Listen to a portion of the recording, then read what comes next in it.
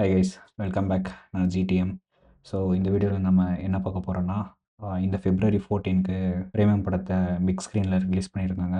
என்ன தான் நான் அந்த படத்தை 1000 வாட்டி மேலே பார்த்துருந்தாலும் பிக் ஸ்க்ரீனில் நான் எக்ஸ்பீரியன்ஸ் பண்ணதில்ல. One of the favourite movie எனக்கு. அந்த மூவி என்னோடய லைஃப்பில் எப்படி இம்பேக்ட் பண்ணிச்சு, அப்புறம் எனக்கு பிடிச்ச விஷயம் அந்த மூவியில், அதை பற்றி தான் இந்த வீடியோவில் பேச போகிறோம். ஓகே கைஸ், வீடியோக்குள்ளே போகலாம்.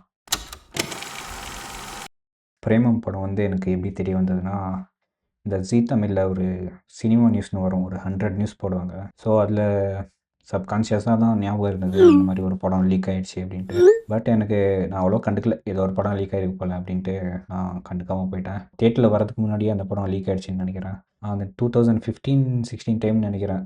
அப்போ நான் +1 +2 படிச்சுட்டு இருந்தேன். அந்த டைமில் லீக் ஆச்சு. நிறைய பேர் அப்படி தான் பார்த்துருப்பாங்க எனக்கு தெரிஞ்சு. தியேட்டரில் நான் ஃபஸ்ட் டைம் அந்த படத்தை எக்ஸ்பீரியன்ஸ் பண்ணல. இப்போ தான் நான் ஃபஸ்ட் டைம் பிக் ஸ்க்ரீனில் எக்ஸ்பீரியன்ஸ் பண்ணேன். எவ்வளோ வாட்டி பார்த்துருந்தாலும் எனக்கு பிக் ஸ்க்ரீனில் பார்க்குறது ரொம்ப பிடிக்கும். பாத்தீங்களா, சின்ன செம்பு வேண்டாமா, பெரிய செம்பு தான் வேணுங்களா. ரொம்ப நல்லா இருந்தது.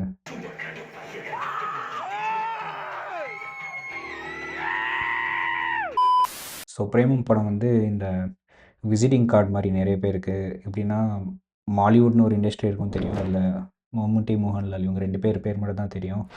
அதுக்கு முன்னாடி நேரம்னு ஒரு படம் வந்திருக்கு. அந்த ஹீரோ தான் இந்த படத்தில் நடிச்சிருக்காரு. ஸோ இதில் தான் எங்களுக்கு மீன்ஸ் இதில் தான் மோஸ்ட் ஆஃப் தி ஆடியன்ஸ்க்கு தெரிஞ்ச ஒரு அந்த படத்தை பற்றி ஒரு பிக்சர் இருந்திருக்கும்.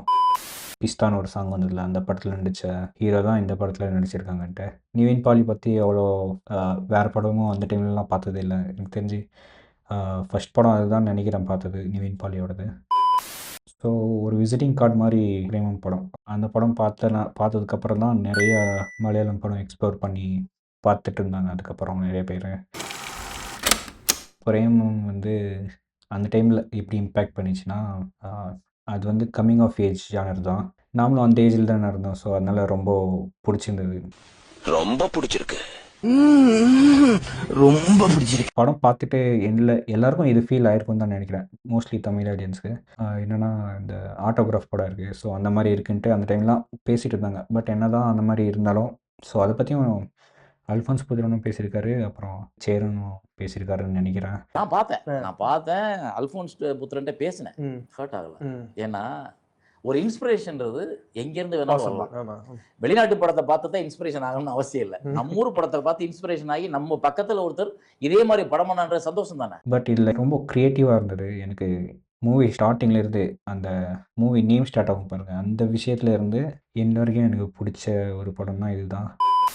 அந்த பட்டர்ஃப்ளை பறக்கும் ஒரு நேமாக போடும்போது, அந்த thanks to sun, thanks to God, thanks to love அப்படின்ட்டு அந்த பட்டர்ஃப்ளை அதில் பறந்து போய் உட்காரும்.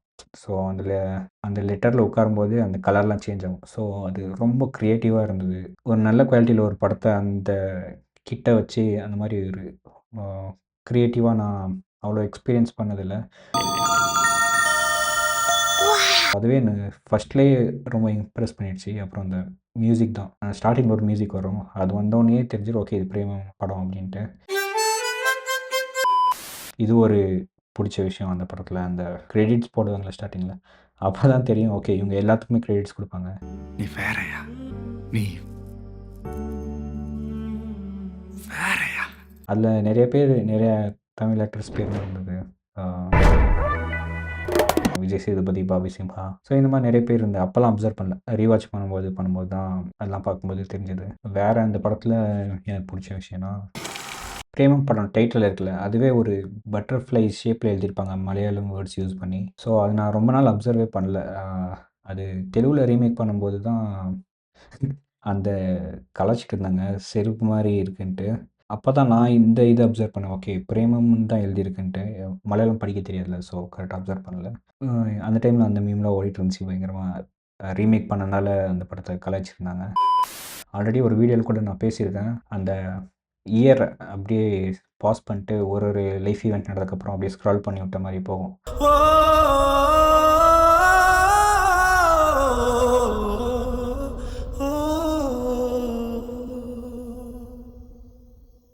இப்போ ஒரு 10 செகண்ட் போச்சா, எப்படி போச்சுன்னு தெரிஞ்சுதான் உனக்கு, அவ்வளோதான் வாழ்க்கை. அந்த எஃபெக்ட் வந்து ரொம்ப சூப்பராக இருந்தது. அப்போ புரியல, இப்போ புரியுது, அந்த மாதிரி ஃபீல் ஆச்சு. எந்த மூமெண்ட் அந்த மாதிரி ஃபீல் ஆச்சுன்னா, ஒரு லைஃப் இந்த ஏஜ்லேருந்து சில ஏஜ் தாண்டி எப்படி போகுது. ஸோ நமக்கே இப்போ டைம் அப்படி தான் போயிட்டுருக்கு. நேற்று நடந்த மாதிரி இருக்குது 2016. இப்போது அப்படியே அந்த படத்தில் இப்படி ஸ்க்ரால் பண்ணி விட்ட மாதிரி போயிடுச்சு. இப்போ 2026 இருக்கோம். ஏன் 20 வருஷமா கோமால இருந்தியா? 10 வருஷம். அந்த ஐடியா எனக்கு ரொம்ப பிடிச்சிருந்தது. ஸோ பாருங்கள், ஸ்டார்டிங்லேருந்தே எல்லா விஷயத்துலையுமே ரொம்ப க்ரியேட்டிவாக பண்ணியிருக்காங்க. நிறைய படத்தில் பார்த்துருப்போம், என்னதான் அந்த இயரை காட்டும்போது இந்த இயர்லேருந்து இப்படி மாறிடுச்சு அந்த மாதிரி இருக்கும். A few years later. இது ஒரு மாதிரி ரொம்ப யூனிக்காகப்பட்டது அந்த டைமில். இந்த நரேட்டிவ் ஸ்ட்ரக்சர் வந்து எப்படி இருக்குன்னா, 3 டிஸ்டிங்க்ட் எமோஷனல் மூமெண்ட்ஸை கோ த்ரூ பண்ணுற மாதிரி இருக்கும். ஃபர்ஸ்ட் வந்து டீனேஜ் இன்ஃபாக்சியேஷன் மேரின்ற கேரக்டர் கூட. செகண்ட் வந்து ஒரு ஐடியலிஸ்டிக் ரொமான்டிக் லவ் இருக்கும். அது வந்து சாய் பல்லவி கூட மலர் டீச்சராக வந்திருப்பாங்க. தேர்ட் வந்து மெச்சூர் கம்பெனியன்ஷிப். லாஸ்ட்டாக வந்து ஒரு கம்பெனியன்ஷிப் தேடுற மாதிரி கேரக்டர் டிசைனாக மாறி எவால்வ் ஆகிருக்கும். அப்புறம் இந்த படத்தில் சின்ன சின்ன விஷயம் என்ன பிடிக்குன்னா, அந்த லொக்கேஷன்ஸ் அதுதான் எனக்கு விஷுவலி ரொம்ப லவ் பண்ண ஒரு மூவி இது. அந்த கலர் கிரேடிங், அந்த சன்னை யூஸ் பண்ணதாகட்டும், அந்த ஊரை காட்டுறதாகட்டும், அந்த கடையில் இருக்கிற அந்த ஸ்நாக்ஸ்லாம் அந்த ஜாடியில் போட்டு அடைச்சி வச்சுருப்பாங்களே, ஸோ அதெல்லாம் காட்டும்போது ரொம்ப சூப்பராக இருக்கும். எப்படி சொல்கிறதுனா, இப்போது நம்ம டேரெக்டாக எக்ஸ்பீரியன்ஸ் பண்ணுறது எப்படி இருக்கும், கேமராவில் எடுத்தால் எப்படி இருக்கும், ஸோ அந்த ரெண்டுத்துக்கும் எவ்வளோ டிஃப்ரென்ஸ் இருக்கோ அந்த மாதிரி ரியலாக அந்த விஷுவலை அப்படியே எக்ஸ்பீரியன்ஸ் பண்ணுற மாதிரி கொண்டு வந்திருப்பாங்க. ஸோ அதுதான் எனக்கு ரொம்ப இம்பேக்ட் பண்ணிச்சு இந்த மூவியில். ஸோ எடுத்தால் இந்த விஷுவல் வந்து அவ்வளோ இம்பேக்ட் கொடுக்கணும் ஒரு படம் எடுத்தால். அந்த மாதிரி நான் சின்ன சின்ன விஷயத்த அவ்வளோ பெருசாக காட்டுற மாதிரி நான் எந்த படத்தையும் அப்படி எக்ஸ்பீரியன்ஸ் பண்ணதில்லை இது வரைக்கும். அப்புறம் மெயினாக வந்து இந்த படத்தில் நிவின் பாலியோட கெட்டப் என்னென்னா 3 கெட்டப் இருக்கும். ஒரு டீனேஜில் இருக்கும்போது ஒரு கெட்டப்பில் இருப்பார், இந்த மீசை இல்லாமல் ஷேவ் பண்ணிவிட்டு. அது நம்புகிற மாதிரி தான் இருந்தது. சின்ன பையன் ஆன மாதிரி இருப்பார். பட் ஆனாலும் அந்த இது தெரியும், திக்காக மீசை ஷேவ் பண்ணியிருக்காருன்னு அந்த மாதிரி தெரியும். பட் ஆனாலும் அது பர்ஃபெக்டாக சூட் ஆனது அவருக்கு. எனக்கு அந்த இதை பார்க்கும்போது காதல் கொண்டேனில் ஒருத்தர் இன்னொரு கேரக்டர் இருப்பார்.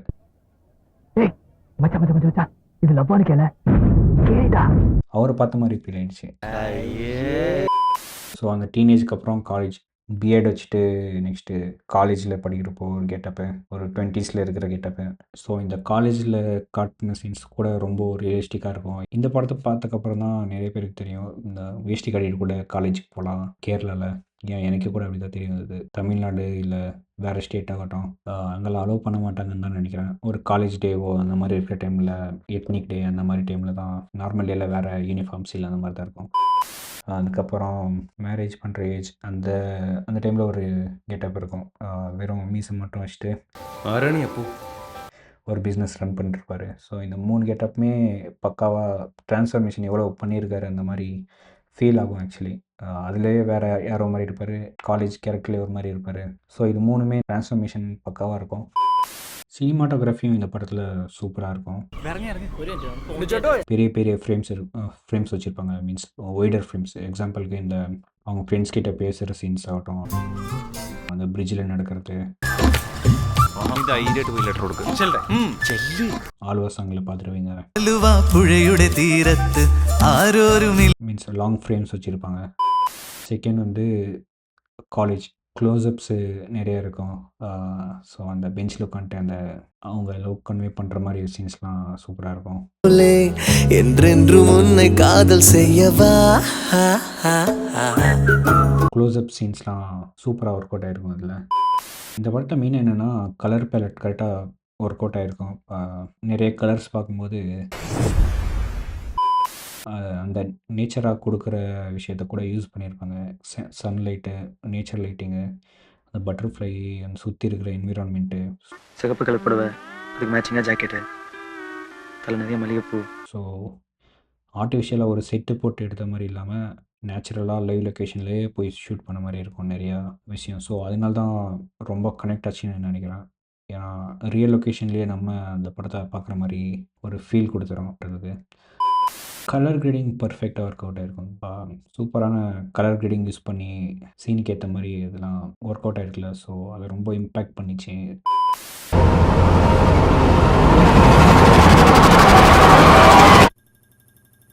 இந்த படத்தில் நிறைய ஹார்ட் பிரேக் தான் இருக்கும். அதை அவர் எப்படி கோ த்ரூ பண்ணுறாரு. ஃபஸ்ட்டு போய் தயங்கி போய் பேசுவார். ஸோ அந்த லவ்வும் போட்டுக்கும். அப்புறம் செகண்ட் வந்து அவங்களுக்கு மெமரி லாஸ் ஆகிடும். ஐம் சாரி, உங்கள் பேர் என்ன சொன்னீங்க? அதுக்கப்புறம் அதுவும் பெரிய ஒரு ஹார்ட் பிரேக்காக இருக்கும். அழகே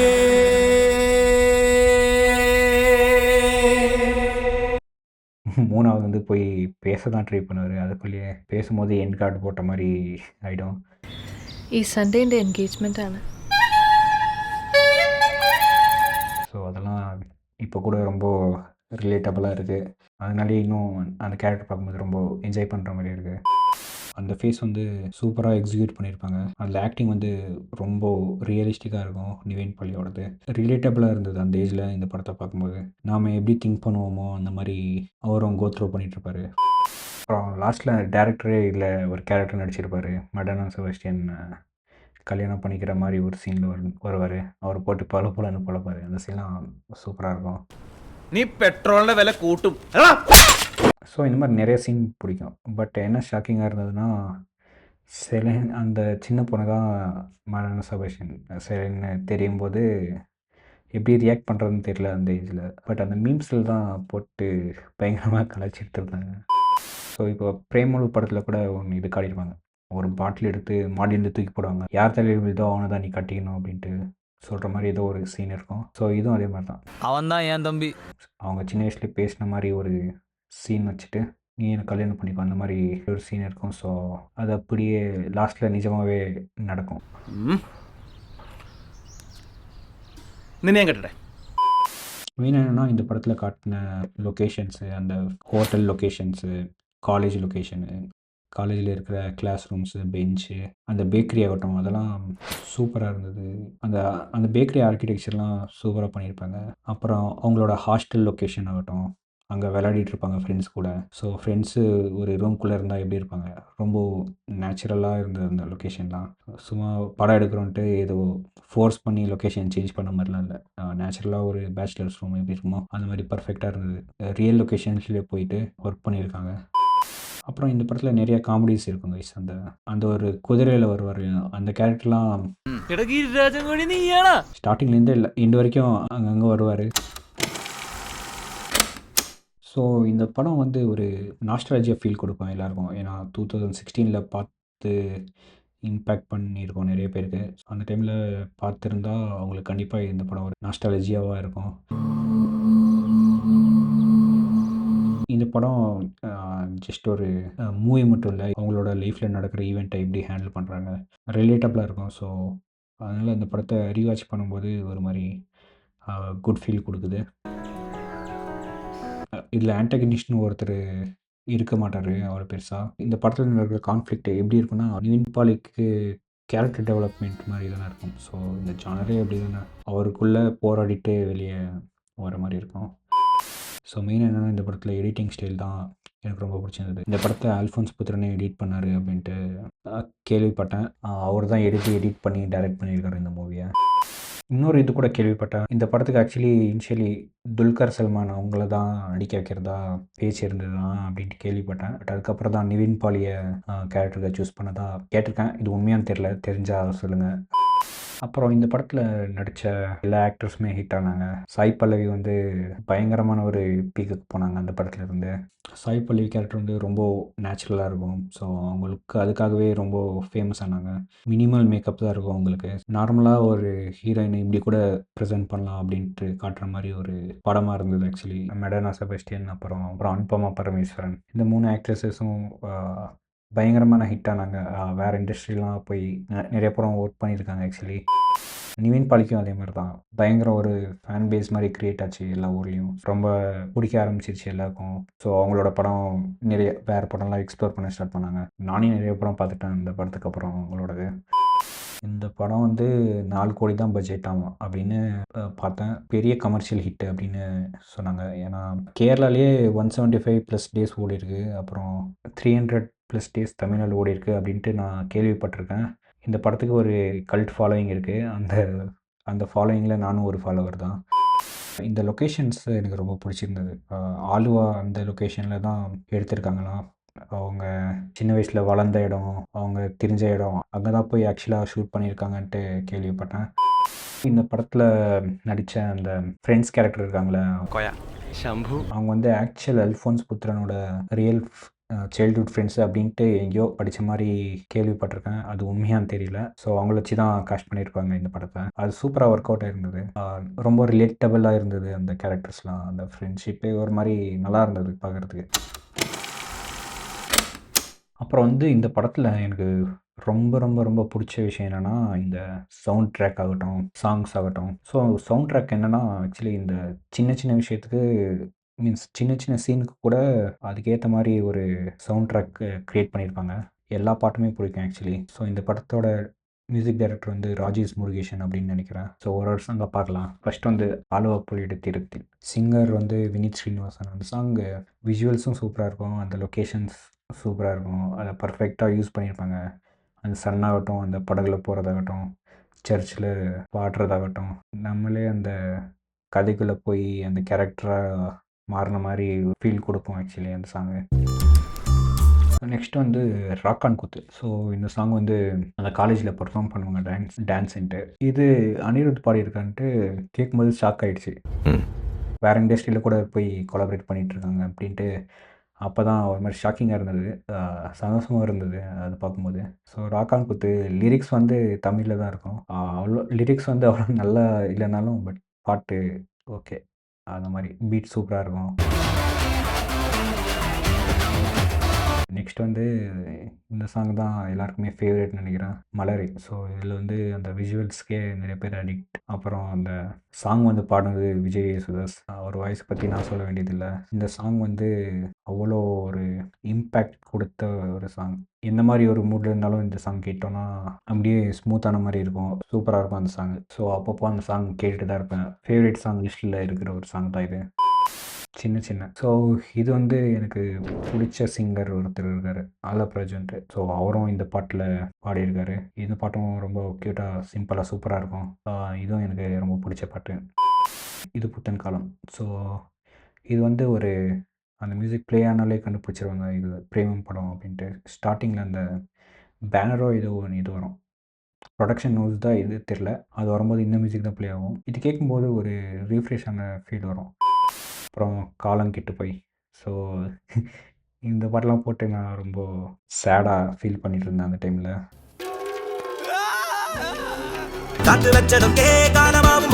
இது கூட எனக்கு ரொம்ப பிடிச்ச பாட்டு தான். பதிவாயில் நான் one of the favourite song இது.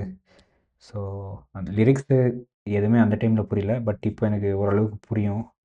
ஏன்னா நிறைய வாட்டி பார்த்துட்டேன், அந்த சப்டைட்டில் பார்த்து என்ன சொல்கிறாங்கன்ட்டு புரிஞ்சுக்கிட்டேன். லாஸ்ட்டாக தான் வரும் சீன் கோட்ற சாங். ஸோ அது ஒரு மாதிரி ஃபன்னாக நல்லா போகும் அந்த சாங்கு. அப்புறம் கலிப்பு, இது வந்து அந்த ட்ரான்ஸ்ஃபர்மேஷன் சீன். இப்படி அந்த சாங் கேட்டால் அப்படியே பிளட் பம்ப் ஆகி ஒரு மாதிரி ஆக்ரோஷமாகிடுவான். ஸோ லிரிக்ஸ் புரியலனா கூட அந்த டைமில் பயங்கரமாக என்ஜாய் பண்ணிட்டு இருந்தேன் சாங்கு. மெயினாக என்னென்னா இந்த படத்தை பார்த்துட்டு அந்த பிஎட் சீன் வரல ஆக்சுவலி, அதை பார்த்துட்டு நமக்கு அந்த டைமில் லைட்டாக தான் வந்துட்டு இருந்தது பிஎட். ஸோ அதை பார்த்துட்டே நான் ஷேவ் பண்ணிகிட்டு இருந்தோம் வேணுன்ட்டு. பிளேட் வச்சு ஷேவ் பண்ணால் சீக்கிரம் வாழ்ந்துருன்ட்டு ஒரு மித்து இருந்தது, வேணுன்ட்டே ஷேவ் பண்ணிகிட்டு இருந்தோம். ஏன்னா நம்மளும் அந்த கேரக்டர் மாதிரி இருக்கணுன்ட்டு அந்த மாதிரி பண்ணோம். ஸோ அந்த டைமில் அந்த படத்தை பார்த்துட்டு ஷேவ் பண்ணால் நமக்கும் அந்த மாதிரி பிஎட் வரும், அதை வச்சுட்டு கெத்து காட்டலாம் அப்படின்ட்டு ஷேவ் பண்ணிகிட்டு இருந்தேன். பட் லேட்டராக தான் தெரிஞ்சது அது ஒரு மித்து. பிளேடை வச்சு இது பண்ணலாம், பிஎட்லாம் வளராது, நம்ம ஹார்மோன் லெவலை பொறுத்து தான் அப்படி வளரும்ன்ட்டு. அந்த காஸ்டியூமே ஒரு மாதிரி ஃபேமஸான காஸ்டியூம் ஆகிடுச்சு. பிளாக் ஷர்ட்டு, அந்த வேஷ்டி, பிஎட் லுக்கு. அது ஒரு ஃபேவரட் லுக் ஆக்சுவலி. சூப்பராக இருக்கும் அந்த அந்த கெட்டப். இந்த படம் பார்க்கும்போது டீனேஜில் இருந்தேன், அதனாலேயே இந்த படம் லைஃப்பில் ஒரு ஒரு பியூட்டிஃபுல் மெமரி கொடுத்த படம். நிறைய வாட்டி ரீவாட்ச் வேறு பண்ணியாச்சு. தியேட்டரில் பார்த்தாச்சு எப்படியோ, பிக் ஸ்க்ரீனில் ரொம்ப நாளாக பார்க்கணுன்ட்டு நினச்சிட்டு இருந்தேன். இந்த படத்தை நீங்கள் அந்த ஏஜில் பார்த்து எக்ஸ்பீரியன்ஸ் இருந்தால் ஷேர் பண்ணுங்கள் கமெண்ட்ஸில், நான் எல்லாத்தையும் படிக்கிறேன். இது எப்படி உங்களுக்கு இம்பேக்ட் பண்ணிச்சு, இன்னும் இந்த மூவி பற்றி வேறு எதுனா ஒரு ட்ரிவியா மாதிரி இருந்துச்சுன்னா அதையும் ஷேர் பண்ணுங்கள். எல்லா கமெண்ட்ஸையும் நான் படிக்க ட்ரை பண்ணுறேன். அப்புறம் நான் வேறு ஏதாவது பாயிண்ட் மிஸ் பண்ணியிருந்தா அதையும் மென்ஷன் பண்ணுங்கள். நீங்கள் சொல்கிற இதை வச்சு இன்ட்ரெஸ்டிங்காக இருந்தால் இன்னொரு வீடியோ மேக் பண்ணலாம். ஓகே கைஸ், உங்களுக்கு இந்த வீடியோ பிடிச்சிருந்தா சப்ஸ்கிரைப் பண்ணிக்கோங்க. இதே மாதிரி வேறு படத்தை பற்றியும் டிஸ்கஸ் பண்ணலாம். இன்னொரு வீடியோவில் பார்க்கலாம். Bye guys.